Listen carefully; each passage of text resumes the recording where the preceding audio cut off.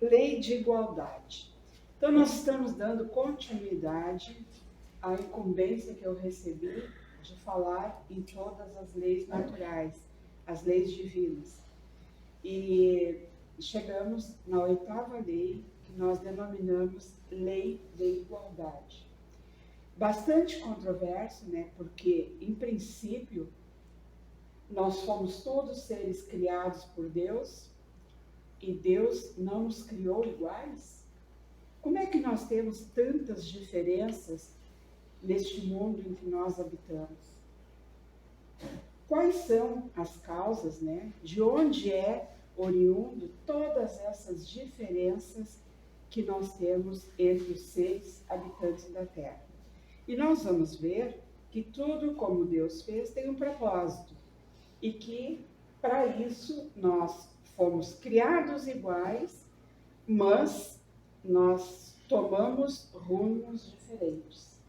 Também uma outra coisa que eu acho que é bem interessante salientar, quando nós aqui chegamos, se eu vou nascer na casa do João e da Maria, né, do Adão e da Eva, eu vou nascer, mas eu já trago uma bagagem. Esta bagagem vai ter toda a diferença nessas desigualdades ou igualdades que nós encontramos.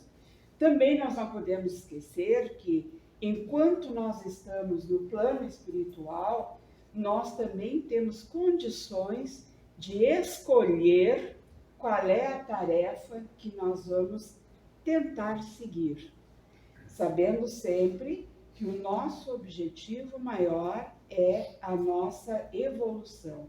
Que para nós evoluirmos, nós muitas vezes temos que dar alguns tropeços, porque quando nós caímos, o levantar é que nos dignifica, que nos torna mais fortes. Tá? Então, nós vamos lá para as leis de igualdade. Nós sabemos que todos nós somos criados iguais.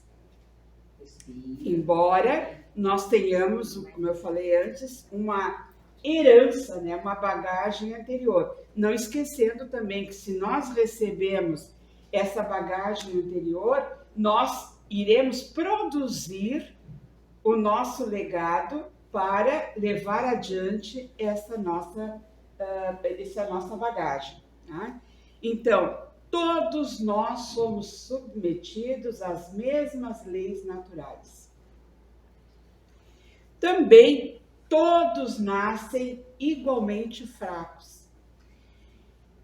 Acham-se sujeitos às mesmas dores. Corpo de rico se destrói como o corpo de pobre. Não significa que nós tenhamos este fardo a carregar. Pode ser que a nós seja dada uma característica mais especial para que nós consigamos superar. Ou nós tenhamos a força para superar estes momentos que nos abatem. Né? E que nós não precisamos necessariamente nos alimentarmos disso e ficar sentado, encorujado, só brigando, só reclamando, porque isso não. Nós temos que sempre dar um passo adiante para que a nossa melhora possa ser substanciosa. Nós sabemos que Deus a nenhum homem concedeu superioridade natural, nem pelo nascimento e nem pela morte. Todos, aos olhos de Deus, são iguais. Mas nem todos têm as mesmas características. Bom, algumas nós conquistamos, outras nós trabalhamos para atingir e outras nós deixamos e nos acomodamos. Então, nós não podemos dizer que nós vamos ser iguais a todos, né? Nós vamos ver mais adiante que essa diferença é muito útil, porque essa diferença também nos auxilia enquanto necessitados e enquanto produtores de benefícios àquele que está ao nosso lado. Todos os homens são iguais diante de Deus? Sim. Todos tendem ao mesmo objetivo e Deus fez as suas leis para todos, né? Nós temos que ver que todos temos que ter a delicadeza, a percepção de poder aproveitar. E isso como é que nós fazemos? Nós estamos aqui tentando ouvir, tomara que vocês saiam daqui levando pelo menos uma ideia, né? Já é válido. Se não for válido tudo que eu disser, vocês já estão recebendo uma glória por ter saído de casa com esse tempo maravilhoso e vir para cá. Tá? Se eu não disser nada que vocês possam aproveitar, já estão aproveitando pelo sacrifício de aqui estarem. Tá? Ai, graças a Deus, dessa me livrei. Nós temos, então, durante diversos momentos da nossa história, nós tivemos alguns fatos, né, que marcaram essa nossa existência. Por exemplo, na antiguidade, tá, os povos primitivos e a reciprocidade era tudo baseado na troca. Então, nós trocávamos aquilo que nós tínhamos por as necessidades que nós obtínhamos. Então, nós na realidade não estávamos tão diferentes assim, né? Os povos produziam e não conseguiam produzir tudo, mas aquele que está ali ao lado conseguia, então faziam essa troca e havia essa reciprocidade. Mas durante o cristianismo, né, com a vinda do nosso irmão Jesus Cristo, que veio para nos trazer o exemplo, a salvação, nós conseguimos aproximar mais, porque nós éramos seres muito embrutecidos e nós poderíamos estar lá, por que não? Né? Nós poderíamos estar naquela época da fundação do cristianismo e nós começamos a ver a pessoa humana como imagem e semelhança de Deus. Tudo pela sua criação. Mais tarde, nós tivemos a Revolução Francesa, que foi uma revolução ocorrida na França, claro, né? Que tentava colocar a população a um nível de uma igualdade maior. Tanto é que o próprio lema, né, desta revolução, e se tornou o lema da bandeira da França, liberdade, fraternidade e igualdade. Então, existia essa necessidade, porque os povos se deram conta, né, que à medida que nós vamos evoluindo, a tendência é sempre nós melhorarmos em diversos aspectos. E nós precisávamos passar por isso, porque nós temos características diferentes em diferentes momentos da nossa Terra. Então, nós tínhamos necessidade da participação das camadas mais populares no processo revolucionário. Por quê? Porque tentavam defender a separação da Igreja e do Estado e a exaltação da razão. Porque nós nos deixamos, durante muito tempo, nos levar por aqueles que tinham as mentes mais dominantes e que levavam a população assim, né, de roda. Bom, Deus criou, então, os seres iguais, mas as aptidões que nós adquirimos, que nós conquistamos, e as suas desigualdades, né, eles nos esclarecem na questão 804 do Livro dos Espíritos, tá? Que diz que Deus criou todos os espíritos iguais, mas cada um deles tem maior ou menor vivência e, por conseguinte, tem maior ou menor experiência. Quem é que sabe de nós dizer quantos anos o nosso espírito tem? Não, anos não. Quanto tempo o nosso espírito tem? É uma incógnita. Nós não sabemos. Nós podemos dizer, mas o meu mentor é um velhinho, bem velhinho. Ou o meu mentor é uma criança alegre. Não sei. Quem é que nos disse isso? O espírito não tem idade. O que tem idade é o nosso corpo. E o que nós podemos também considerar são as diversas reencarnações pelas quais nós estamos passando. Provavelmente, se eu tenha uma reencarnação que foi bastante produtiva, a seguinte eu já venho com uma carga bem melhor. Então, eu vou ter mais alegrias, mais momentos felizes, mais evolução, mais caridade, né? Eu vou ser menos egoísta, eu vou ter mais humildade, todos os aspectos que nos enaltecem enquanto seres espirituais. A diferença está, então, no grau da experiência e da boa vontade que nós temos, que é o livre-arbítrio. Nós temos o livre-arbítrio e nós podemos continuar ou desistir, fortalecer ou nos acomodarmos. Então, tudo isso nós temos a escolha. Eu não posso, mas vai dar trabalho. Bom, e daí?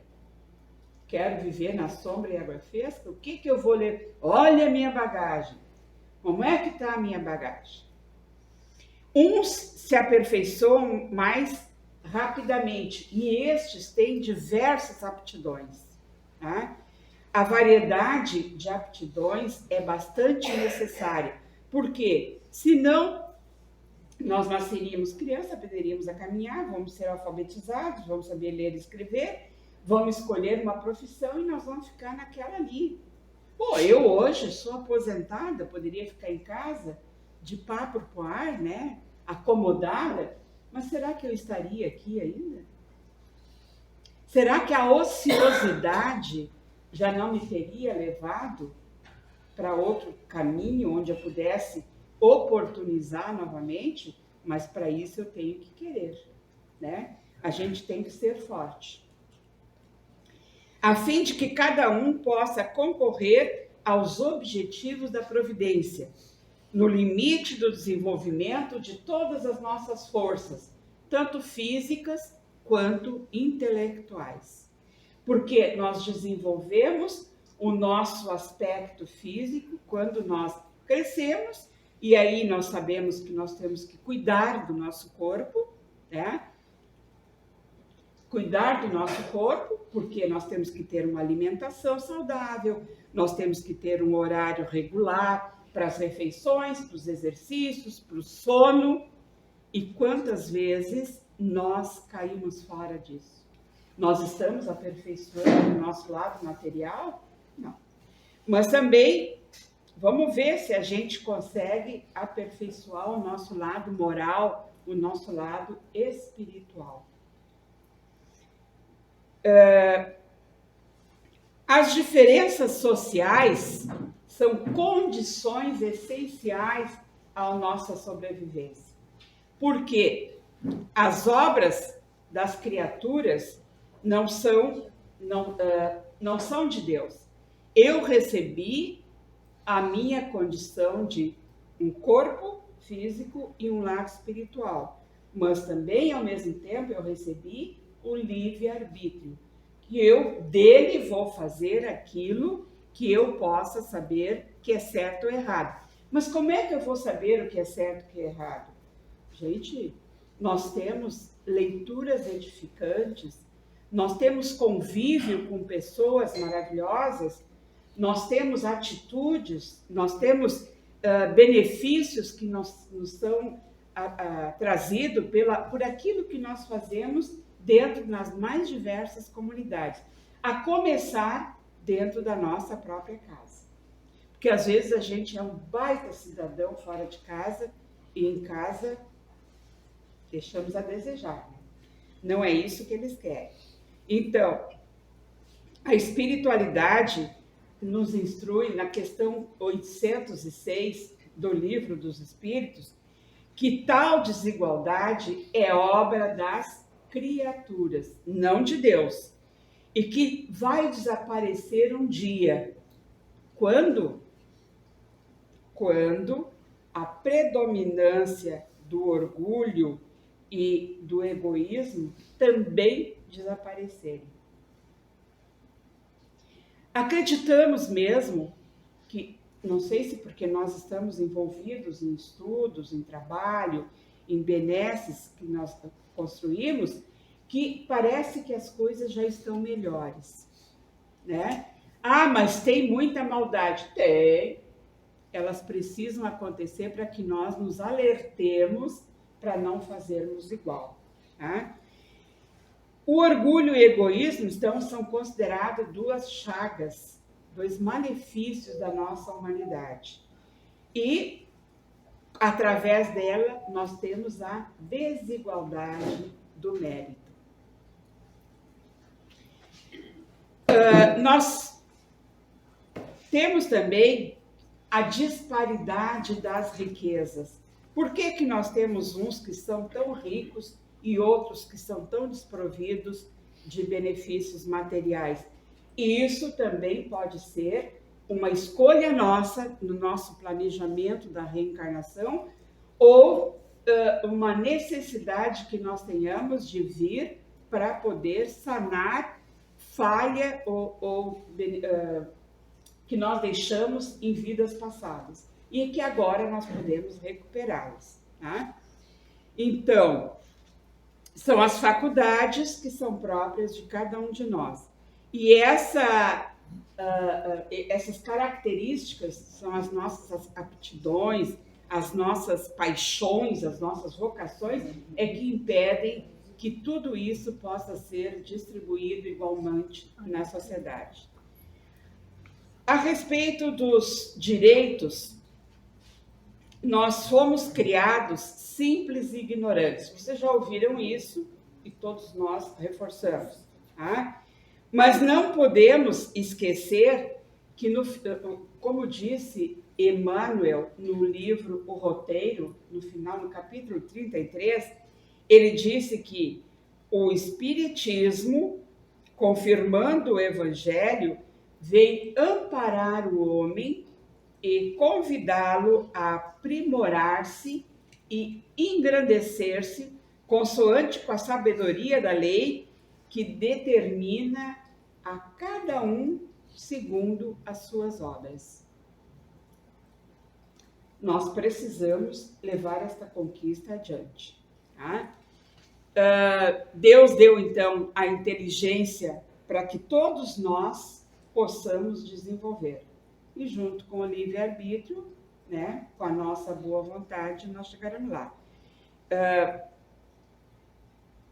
Deus conformou a organização de cada ser às funções que deve cumprir. A mulher pode ter uma força física menor. Não há uma briga aqui, né? Mas ela é mais sensível à delicadeza das funções maternais. Não é regra fixa, tá, Fátima? Eu tenho um psicólogo ali que já me olhou outra vez.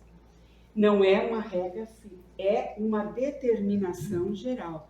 Porque nós conhecemos pais que são verdadeiras mãezonas. Assim como nós conhecemos mães que são os líderes da família, né? Isso quando nós falamos nos casais convencionais juntos. Quando falta um deles, então, daí Deus supre a necessidade daqueles que estão ali para precisar chegar até onde quer. Tá? Embora... já passei adiante. A evolução, então, é diferente em cada criatura, respeitando-se, então, a individualidade. Em alguns é mais rápida e outras é mais lenta. Uns têm que reencarnar um número de vezes, o outro tem que reencarnar bem mais. Em compensação, tem aqueles que precisam menos reencarnes para conseguir atingir os seus objetivos. Então, o professor Rivail diz que a diversidade das aptidões do homem não resulta da natureza íntima de sua criação, mas do grau de aperfeiçoamento ao qual chegaram os espíritos nele encarnados. Sempre nós temos uma esperança, né? Deus, portanto, não criou a desigualdade de faculdades, mas permitiu que os diferentes graus de desenvolvimento estivessem em contato a fim de que os mais adiantados pudessem ajudar o progresso dos mais atrasados. Isso é muito importante, gente. Nós não estamos aqui para nos taparmos de orgulho de sermos melhores do que aquele que está ao nosso lado. Porque se a nós foi dada essa condição de sermos melhores que aquele, é porque ao nosso lado tem um que está precisando da nossa ajuda. E com certeza nós poderemos ajudá-lo. Não é carregando os indivíduos nas costas, mas é alertando-os para que eles possam também se igualarem a nós. E também a fim de que os homens, tendo necessidade uns dos outros, cumprissem a lei de caridade que deve unir. Então, a gente pensa na união, né? E não na separação. E a gente, não vamos entrar nesses detalhes, mas está havendo tanta desunião entre nações, entre povos, entre famílias, entre irmãos, entre funcionários do mesmo trabalho, né? A gente tem que dar uma volta por cima. Nós temos que recuperar tudo isso. É a nossa missão. Vamos nos preocupar, sim, com o nosso desenvolvimento, tá? Pessoal e espiritual. Mas também nós temos que enxergar ao próximo.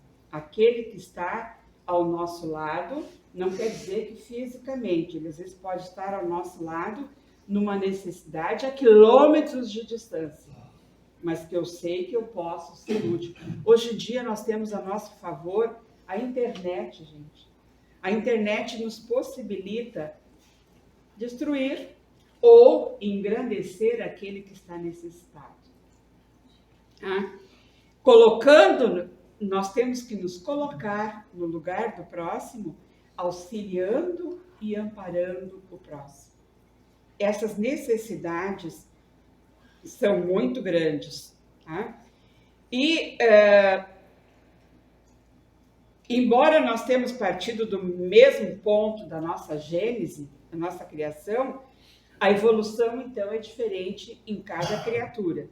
Em cada individualidade, eu já passei por isso. Tá, mas aí podendo se dar de maneira mais rápida ou mais demorada.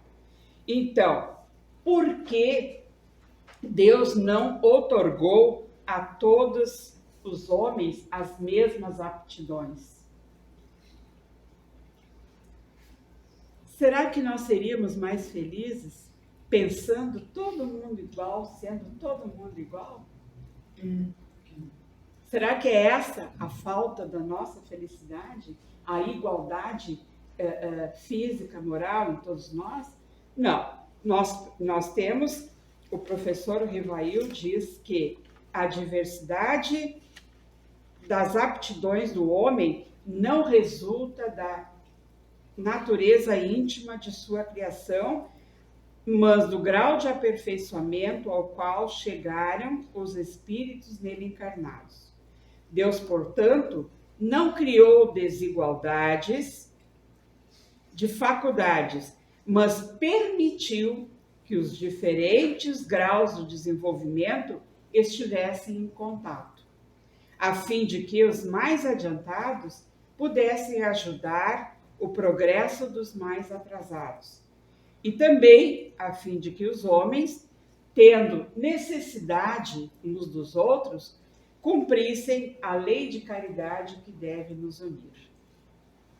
Isso é muito interessante, que nós saibamos olhar e ver as nossas diferenças.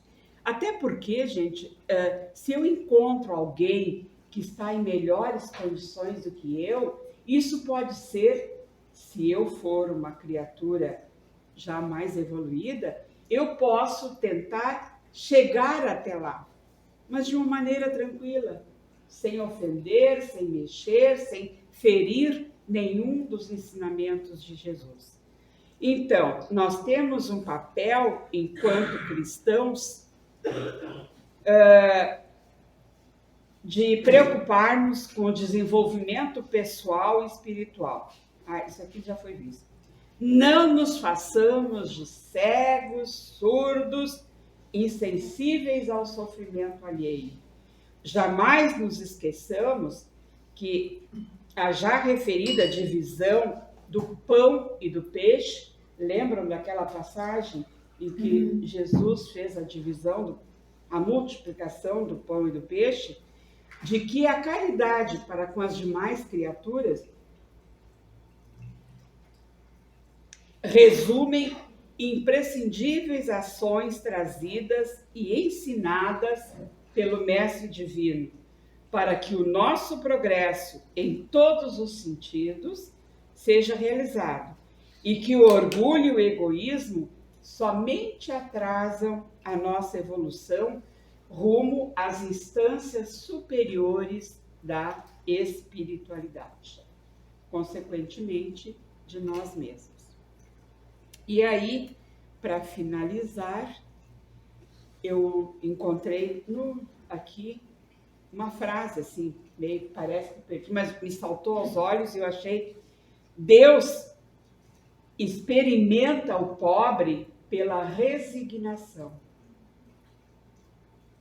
e o rico pelo uso que faz de seus bens e de seu poder. Então, será que nós somos tão desiguais? Nós somos tão diferentes? Olha, nas nossas características, o que é que Deus nos experimenta? O que é que Deus nos cobra? O que é que Deus nos proporciona? Sejamos mais caridosos, sejamos mais humildes e tenhamos mais esperanças. Que assim seja.